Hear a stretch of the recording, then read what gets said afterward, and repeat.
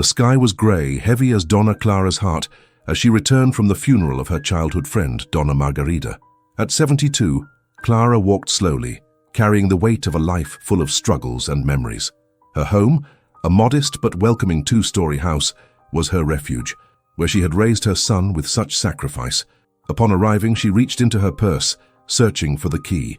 The cold metal clinked between her fingers, but when she tried to open the door, the key wouldn't turn. She frowned in confusion and tried again. Nothing. A shiver ran down her spine. The locks had been changed. Her heart raced, a mixture of disbelief and fear. Who would do this? Why? She knocked on the door, calling out for someone, but the silence in the house was deafening. The street was empty, and Clara alone felt the ground tremble beneath her feet. Something was very wrong. That door, which had always welcomed her, now rejected her like a stranger. Clara took a deep breath, trying to remain calm. Maybe it was a mistake, she thought, though an inner voice whispered otherwise. She picked up her cell phone, an old model she barely used, and called her neighbor, Mr. Antonio. "Clara, I saw some men here earlier changing the locks. I thought it was your doing," he said hesitantly. Her heart sank. She hadn't authorized anything. She knocked on the door again, louder, almost shouting. No one answered. The living room window, which she always left ajar, was locked. An emptiness grew in her chest, mixed with anger. This house was her life. Every brick bought with sweat, every corner filled with stories. How dare anyone take her away?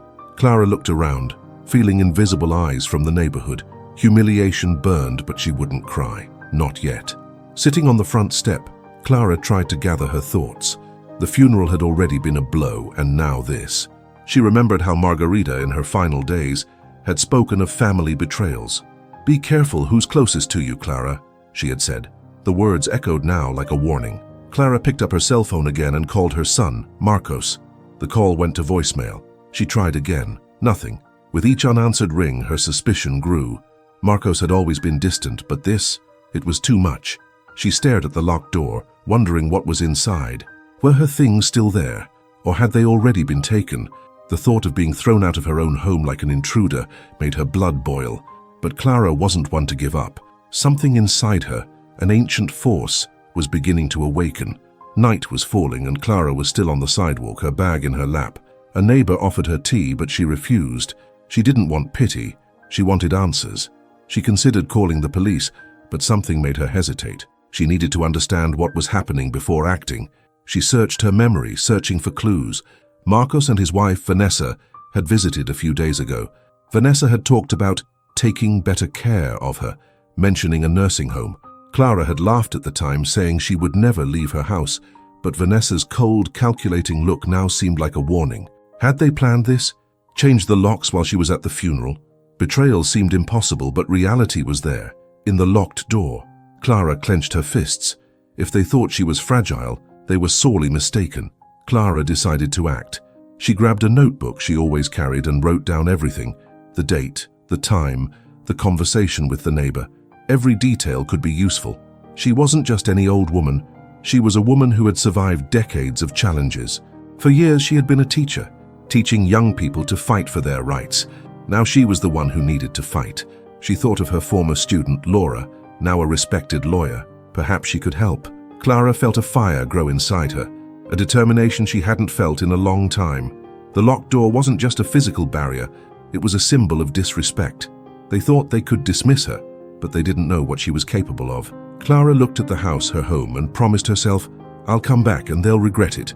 Clara, still sitting on the sidewalk, held her cell phone with trembling hands, but her mind was sharp. The cold night seemed to mock her situation, but she refused to give in to despair. She called Marcos again, and after several rings, he answered. "Mom, where are you?" His voice sounded strained, almost rehearsed. Clara swallowed her anger and asked directly, "Why were the locks on my house changed?" A heavy silence followed. Marcos cleared his throat hesitantly before answering, "It's for your own good, Mom. We don't want you alone there." Clara felt a lump in her throat. "Honey, who decided this?" The answer came like a punch. "Vanessa and I. We've already found a place for you. A nursing home, very comfortable." Clara clutched the phone so tightly her fingers hurt. They hadn't asked her opinion. They were kicking her out. Indignation burned in Clara's chest as Marcos continued, his tone condescending and boiling. "Mom, you're no longer fit to live alone. The house is big. It's a lot of work. Vanessa did her research, and this nursing home is perfect. Clara interrupted him, her voice firm despite the pain. And since when do you decide where I live? Marcos stammered, unprepared for the resistance. It's not like that, Mom. It's for your own good. The sentence echoed like a thinly veiled lie. Clara remembered the recent visits, the conversations about taking care of her. Now, it all made sense. They didn't want to care. They wanted control. The house, the possessions, everything she'd built. Clara gritted her teeth, feeling the betrayal like a knife. Did they think she would accept this quietly? They were sorely mistaken. Clara took a deep breath, trying to maintain her composure. Marcos, who changed the locks? Was it you? His hesitation was a confession. Yes, we thought it would be easier this way. You don't need to worry. Everything's already taken care of. Taken care of? Clara almost laughed at their audacity. They'd locked her out of her own home as if she were a nuisance. The image of Vanessa with her fake smile came to mind. Clara had always sensed something wrong with her, but Marcos was blind. Where are my things? She asked, her voice sharp. We already took everything from the nursing home, he replied, as if it were a favor. Clara felt the ground disappear. They'd messed with her memories, with her life, without even asking. But she wasn't as fragile as they'd thought. Something inside her was igniting, a strength she hadn't felt in years. The conversation ended with Marcos promising to explain everything the next day, but Clara knew there was nothing to explain. It was a planned betrayal. She imagined the two of them, Marcos and Vanessa, conspiring as she wept at Margarita's funeral. The nursing home wasn't for her own good. It was to get her out of the way. Clara stared at the locked door, now a symbol of everything they were trying to steal from her. She thought about how much she had sacrificed for Marcos. Sleepless nights, extra jobs to pay for school, endless patience, and now this. Anger mixed with sadness, but also with determination. They thought she was just a helpless old woman, but Clara kept secrets. She knew more than they realized, and this would be their undoing. Clara put away her phone and picked up her notebook again. She wrote down every word Marcos said, every detail of their conversation. For your own good, she wrote, underlining heavily. Those words would be the key to unmasking them. She thought of Laura, her former student, now a lawyer. Laura always said Clara had inspired her to fight for justice. Now it was Clara who needed help. She wouldn't accept being thrown into a nursing home like a disposable object. The house was hers, and she would fight for it. Marcos's betrayal hurt, but it also strengthened her.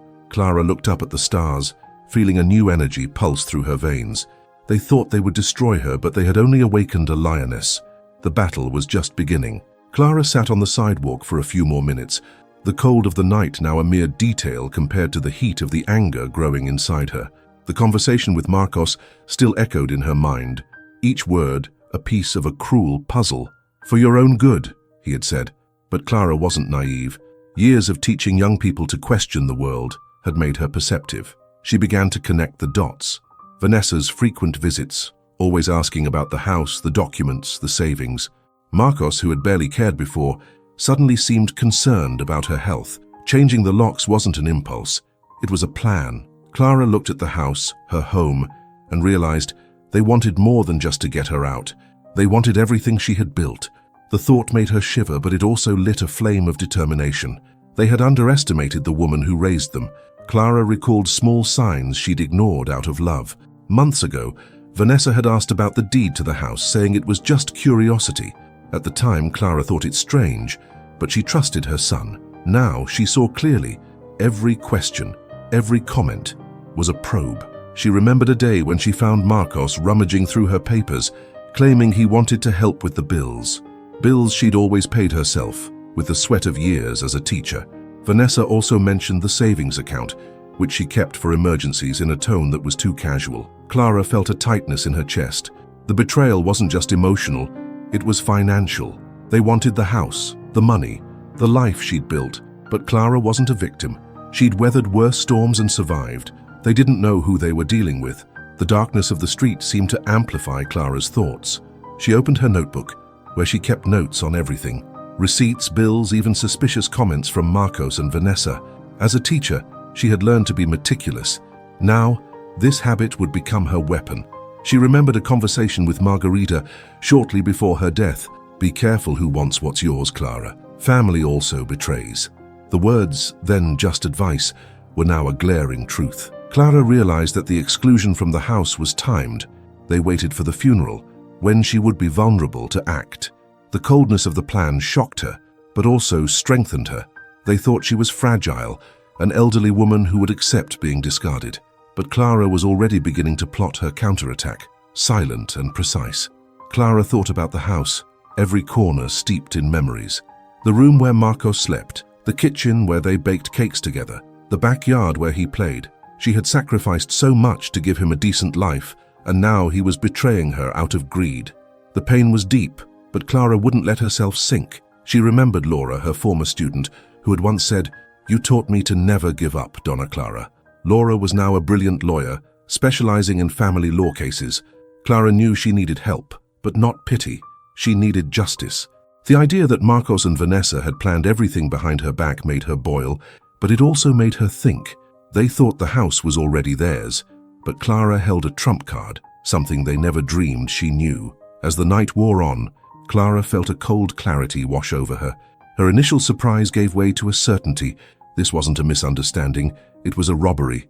Marcos and Vanessa hadn't counted on her strength, her sharp memory. She began mentally listing everything she could use against them: documents, witnesses, evidence. The house was more than bricks. It was the symbol of her struggle, of her independence. They wanted to take it, but Clara wouldn't give it up without a fight.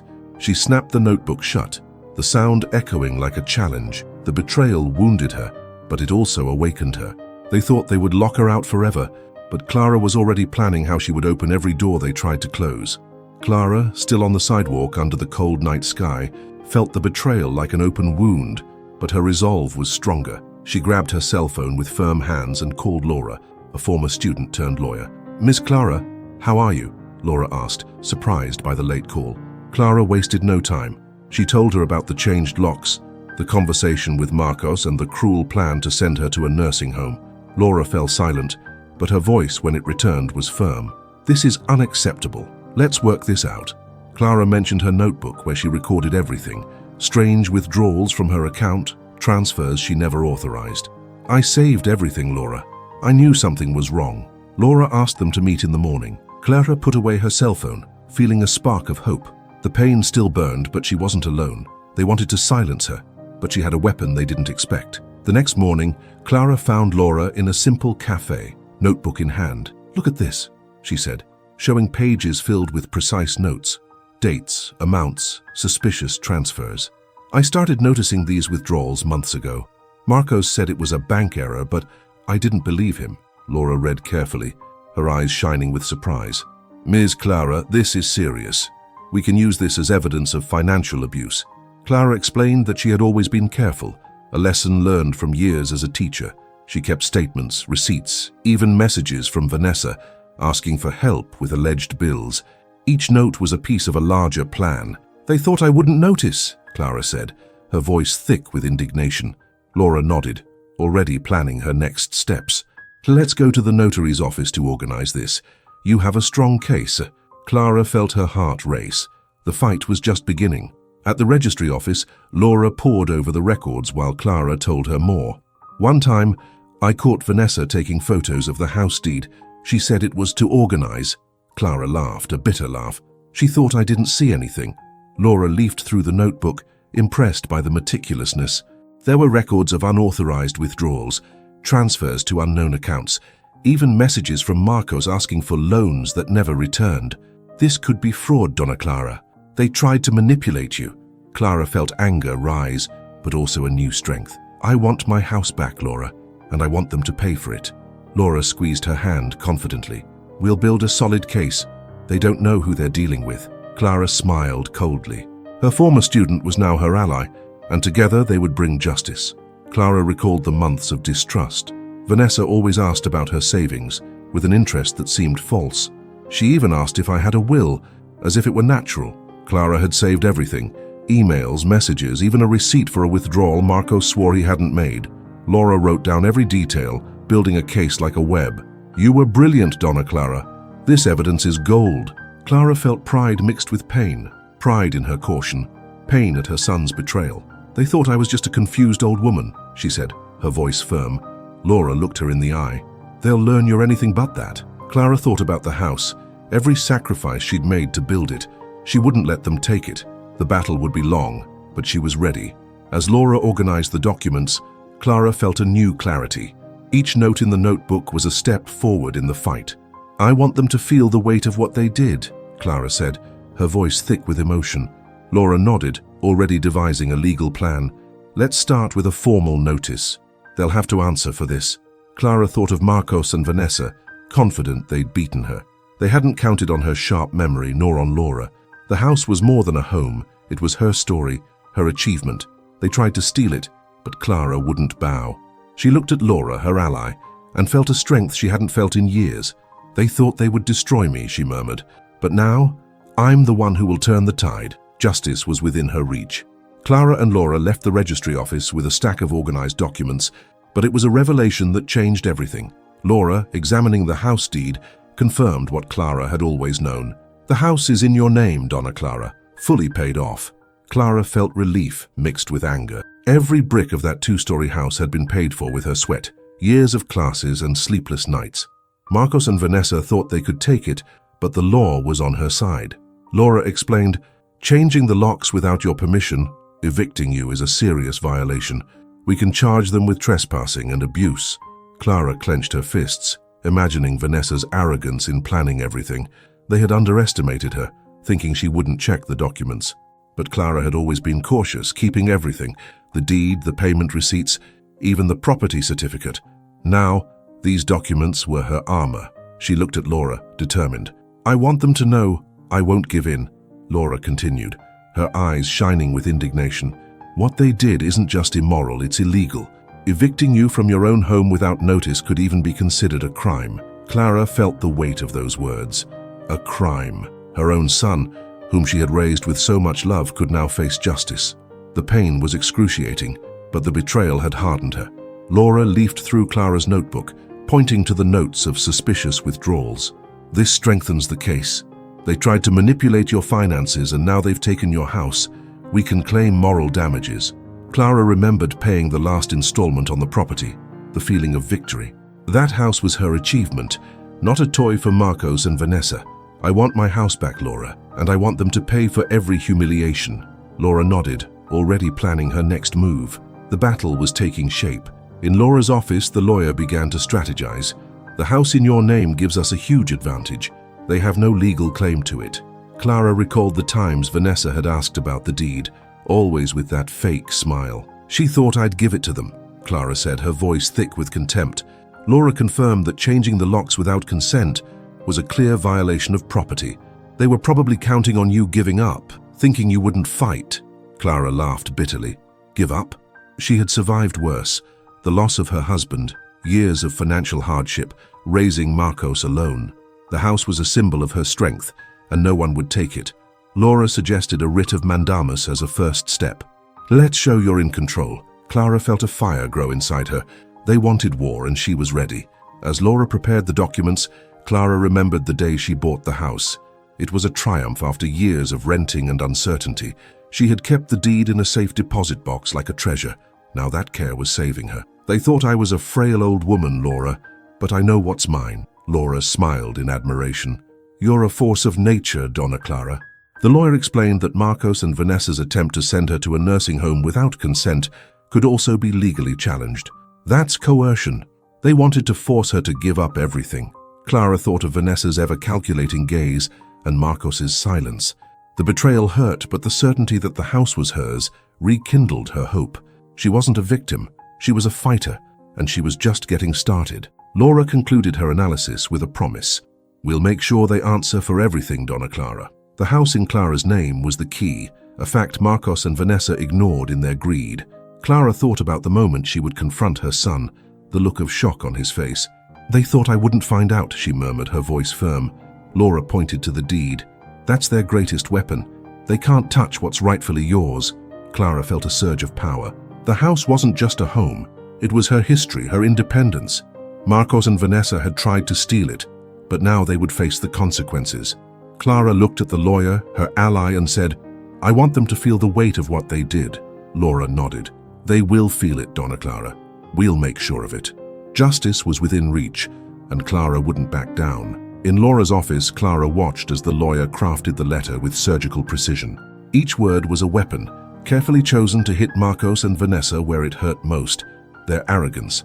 The letter demanded the immediate return of the residents, listing the legal violations: trespassing, coercion, financial abuse. Laura read the draft aloud. "You have 48 hours to restore Donna Clara's access to her property, or we will face lawsuits for moral damages and fraud." Clara felt a thrill of satisfaction. The house paid off and in her name was untouchable, and now they would know it. She imagined Vanessa's face, always so confident, crumbling as she read the letter. Marcos, who had betrayed her, would also feel the weight. "I want them to understand that I am not fragile," Clara said, her voice firm. Laura nodded, finalizing the document. "They will understand, Donna Clara. This letter is just the beginning." Clara smiled, a cold smile. Justice was in motion. Laura explained that the letter would be delivered by a bailiff to ensure legal and emotional impact. "This will catch them off guard," she said, a gleam in her eye. Clara thought of the times Marcos had ignored her calls, of Vanessa's coldness when discussing the nursing home. Now they would be forced to face her. The letter detailed the evidence, the suspicious withdrawals, the messages, the deed in Clara's name. "They can't deny it," Laura said. "What they did is illegal, and the law is on our side." Clara felt her heart race, not with fear but with anticipation. She had always taught her students to fight for what was right, and now she applied that lesson. The house wasn't just a home, it was their story, their achievement. They had tried to steal it, but now they would face the consequences. "I want them to know that I fought for every brick," Clara said. Laura smiled. "They will know, Donna Clara. We will make sure of that." The letter was finalized and notarized, an impeccable document Laura had carefully prepared. Clara held a copy, feeling the weight of every word. "If they don't return the house, what happens?" she asked. Laura replied firmly, "We'll file a lawsuit. Trespassing, moral damages, maybe even financial fraud. They could lose much more than the house." Clara imagined Marcos and Vanessa receiving the letter, panic taking over. They thought she would accept being dumped, but they were wrong. She remembered the nights working as a teacher to pay the mortgage, the sacrifices to raise Marcos. The betrayal hurt, but the strength she felt now was greater. "I want them to feel what I felt," she said, her voice thick with emotion. Laura nodded. "They will feel it. This letter is the first blow." Clara looked at the lawyer, grateful for her ally. The battle was just beginning. As they waited for the letter to be delivered, Clara reflected on what had led to this moment. She had always trusted Marcos, even when he had walked away. Vanessa, with her manipulative ways, had been the one who planted the greed. Clara saw this clearly now. The letter wasn't just a legal demand, it was a message. She wasn't the defenseless old woman they imagined. Laura added a clause to the letter, mentioning the suspicious financial transactions. "This puts them on the defensive. They'll have to explain every penny." Clara thought about the notebook, her meticulous notes now a powerful weapon. "They thought I wouldn't notice," she murmured, anger mixed with pride. Laura touched her shoulder. "You noticed everything, Donna Clara. And now, they're going to pay for this." Clara felt a surge of power. The house was hers and she would take it back no matter the cost. The letter was scheduled for delivery the next day, and Clara could already imagine Marcos and Vanessa's reaction. The bailiff would knock on the door, the same door they had barricaded against her, and hand over the document that would change everything. Clara envisioned the moment. The shock, the fear, the realization that she would not give in. "I want to be there when they deliver it," Laura said. The lawyer hesitated but saw the determination in Clara's eyes. "Okay, let's go together." Clara nodded, feeling an energy she hadn't felt in years. The betrayal had hurt her, but it had also awakened her. They thought they could exclude her, but now she was in charge. The letter was more than paper. It was Clara's voice, loud and clear, demanding justice. She looked down the street, toward her home, and promised herself, "I'll come back, and they'll regret it." The day dawned tensely at Clara's house, now occupied by Marcos and Vanessa. A bailiff knocked on the door, delivering the formal letter. Marcos, pale-faced, opened the envelope and read the first lines. "We demand the immediate return of the residence to its rightful owner, Donna Clara, under penalty of legal action for trespassing, moral damages, and fraud." The words struck him like a lightning bolt. He called Vanessa, his voice trembling. "They know everything." Vanessa snatched the letter from his hands, her eyes scanning the lines. The arrogant smile she always wore crumbled. How did she manage that? "She's just an old woman," she exclaimed, but the mention of the financial evidence, withdrawals, transfers, made his blood run cold. Clara wasn't the fragile victim they imagined. Marcos felt the ground disappear. They had underestimated his mother, and now the price might be too high. Inside the house, the atmosphere was panicked. Vanessa threw the letter on the table, screaming, "You said she wouldn't do anything, that she would accept the nursing home." Marcos, sweating, tried to defend himself. "I didn't know she had a lawyer." He reread the letter, each word a reminder of his betrayal. The mention of fraud terrified him. He knew about the withdrawals he'd made from his mother's account, thinking she wouldn't notice. Vanessa, always the mastermind behind the plan, was now trembling. "If she has proof, we're finished. We could lose everything." The house, which they already treated as their own, was still in Clara's name. The thought of facing her in court, of losing not only their house but their reputation, made them despair. Marcos thought of his mother, of the strength he'd always seen in her, now turned against him. "What have we done?" he murmured, fear taking over. Meanwhile, Clara and Laura watched from afar, hidden in a nearby car. Clara wanted to see their reaction, feel the impact of her move. When the officer left, she saw Marcos's silhouette in the window, pacing back and forth. "They're scared," Laura said with a satisfied smile. Clara didn't smile. The pain of seeing her son as an adversary still weighed heavily, but justice was greater. "They thought I would give up," she said, her voice firm. Laura touched her shoulder. "They will learn that you never give up." The letter mentioned a 48-hour deadline, and every minute that passed increased the pressure on Marcos and Vanessa. Clara imagined the couple arguing, trying to find a way out, but there was no escape. Clara's evidence, her meticulous notebook, was undeniable. Their desperation was only the beginning. Inside the house, Vanessa tried to maintain control, but her voice betrayed panic. "We can negotiate with her. Say it was a misunderstanding." Marcos shook his head, defeated. "She has a lawyer, Vanessa, and proof. Remember the withdrawals? She wrote everything down." He thought of the times he'd ignored his mother, the empty promises to take care of her. Now he saw his mistake. The house, which he coveted to sell and finance his plans, had never been his. The mention of moral damages in the letter made him imagine the public humiliation, the possibility of losing his job, the life he'd built. Vanessa, always so confident, now seemed lost. "We have to give the house back," Marcos said, his voice barely above a whisper. Vanessa shouted, "And admit we lost it." "Never." But the fear in her eyes said otherwise. Clara had them backed into a corner.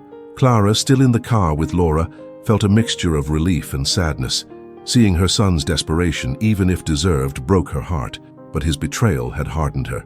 "They'll try to negotiate now," Laura predicted, "but we won't accept anything less than a full refund." Clara nodded, her eyes fixed on the house. Every window, every door was part of her story. She had sacrificed so much for Marcos, and he had rewarded her with greed. Now the letter was her voice, loud and clear, demanding justice. "I want them to know I fought for this," Clara said. Laura replied, "They'll know, Donna Clara, and they'll regret it." The 48-hour deadline was ticking, and Marcos and Vanessa's desperation only grew. Clara, for the first time in days, felt like she was in control. Revenge, though legal, was sweet. Clara, still in the car with Laura, stared at the house that now seemed so far away. Waiting for Marcos and Vanessa's reaction to the letter was tense, but her mind wandered through memories. She remembered the sleepless nights grading papers to pay the mortgage, the extra hours as a teacher to keep food on the table. Marcos was just a boy, laughing in the backyard, while she dreamed of giving him a better future. That house, every brick, was a symbol of her sacrifices. She had given up dreams, rest herself to raise him. Now, he had locked her out, as if she were disposable. The pain of betrayal cut deep, sharper than any knife. How could he? Clara closed her eyes, feeling hot tears, but she didn't let them fall. Sadness mixed with anger, and the anger strengthened her. They wanted their home, but they didn't know what it meant. Clara swore she wouldn't give up. The memories remained, vivid and cruel. Clara remembered the day Marcos, still a child, fell in the backyard and hurt his knee. She carried him, comforting him, promising everything would be okay. Years later, when he passed his university entrance exams, she wept with pride, paying for college with her hard-earned savings. Every corner of that house held a piece of them. Marcos's drawings on the wall, the afternoons baking in the kitchen. But now, those memories were stained by betrayal. Marcos and Vanessa planned to take her away, without remorse, without respect. The pain was almost physical, squeezing her chest. "I gave everything for him," Clara murmured, her voice breaking. Laura, beside her, touched her hand. "You're an incredible mother, Donna Clara. He doesn't deserve you." Clara nodded, but the wound remained. Still, the pain drove her. She would fight, not only for the house, but for her dignity. Clara thought of her husband who died young, leaving her alone with Marcos. Without him, she faced the world. She worked, studied, built. The house was more than a roof over her head. It was proof that she had overcome adversity. Marcos knew this, knew every sacrifice. How could he have let himself be carried away by Vanessa's greed? Clara remembered a Christmas years ago when Marcos, now an adult, had promised to take care of her. "You'll never be alone, Mom," he said. That promise was now a cruel lie. The betrayal wasn't just for the house, it was for the trust she had placed in him. Clara felt anger rise, mixed with a deep sadness. "I raised him to be better," she told Laura, her eyes fixed on the house. Laura replied, "You did your part. Now he's paying for what he did." Clara clenched her fists. The pain was transforming her. As they waited, Clara remembered the day she paid the last installment on the house. The feeling of freedom, of achievement, was indescribable. She proudly kept the deed in the safe, thinking that one day Marcos would understand its value. Now, he wanted to sell her, to erase her from his own history. The betrayal hurt, but it also revealed Clara's strength. She wasn't just a wounded mother. She was a woman who had survived it all. "They thought I would give in," she said, her voice firm. Laura looked at her in awe. "They don't know you, Donna Clara." The house with its memories was Clara's heart, and she wouldn't let them take it.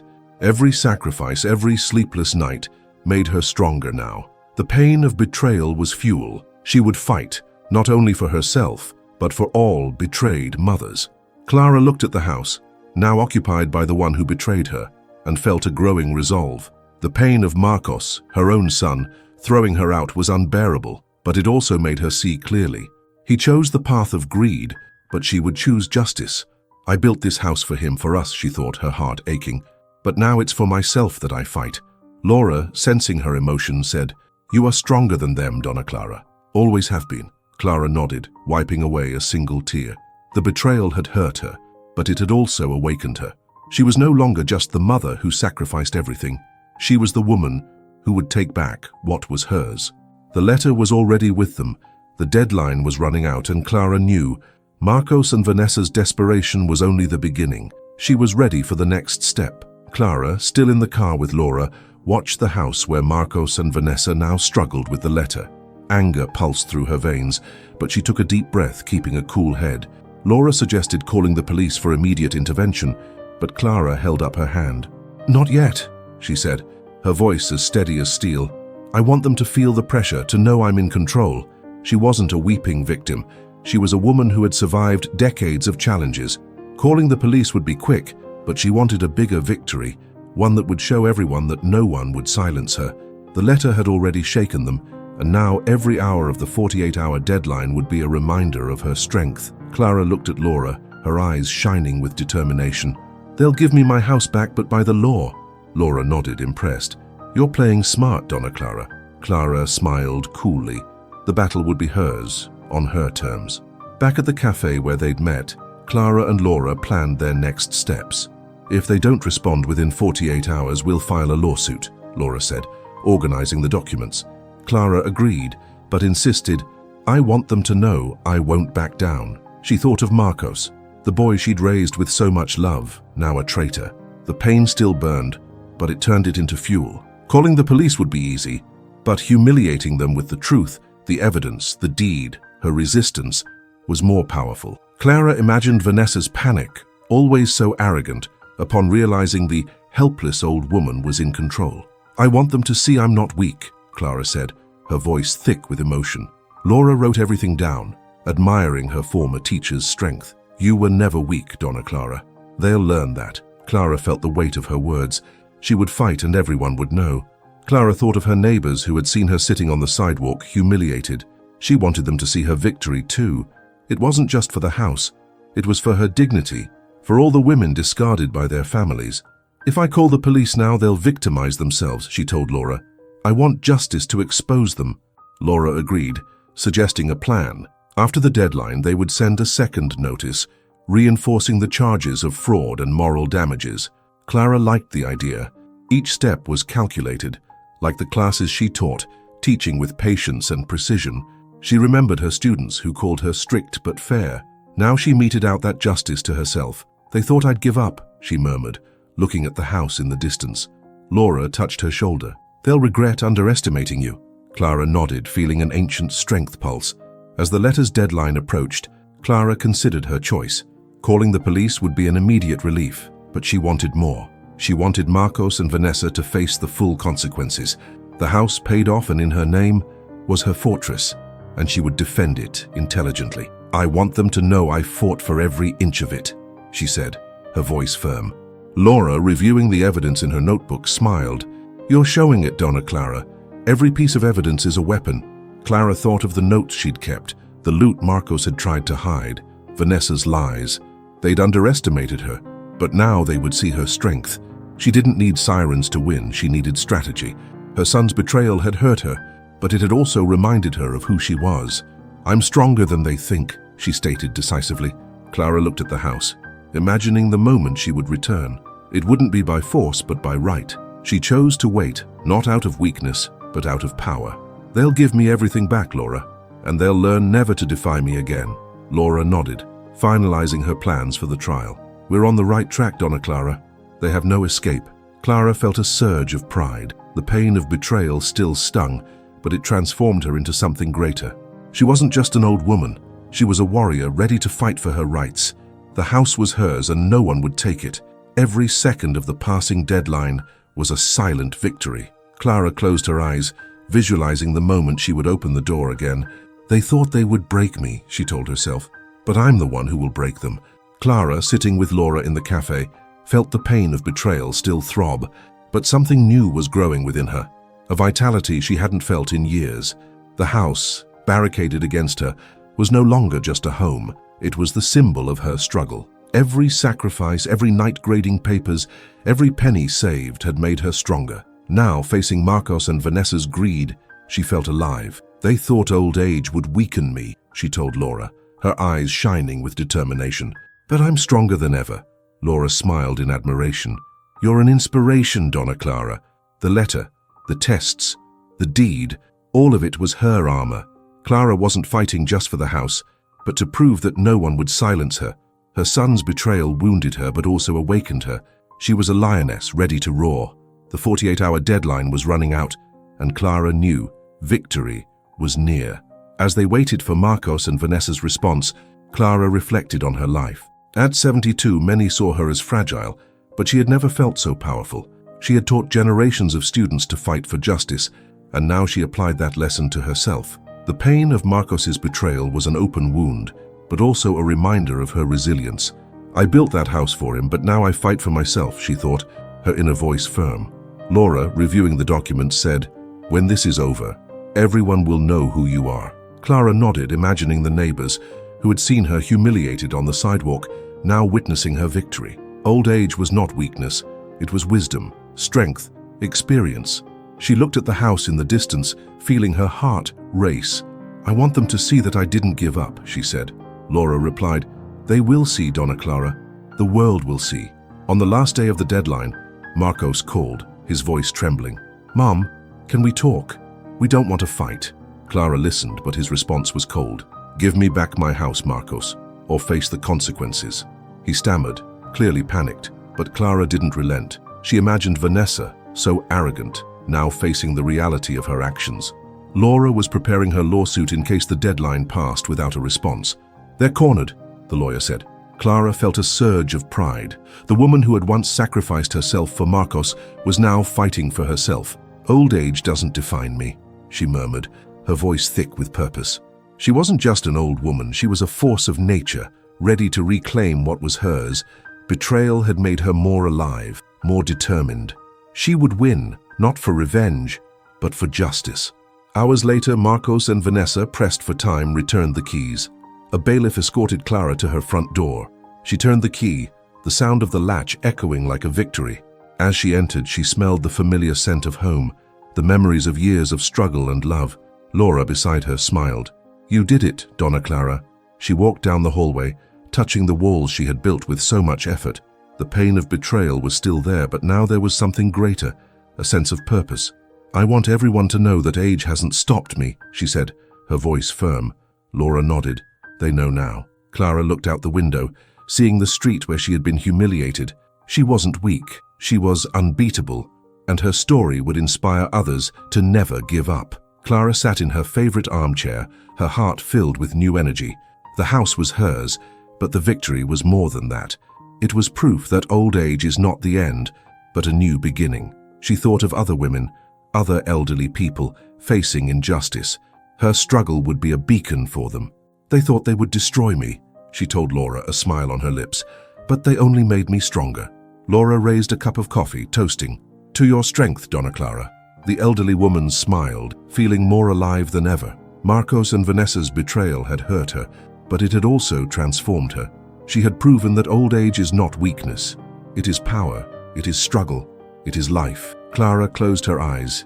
At peace, the house was hers, but her greatest triumph was herself. And no one would ever underestimate her again.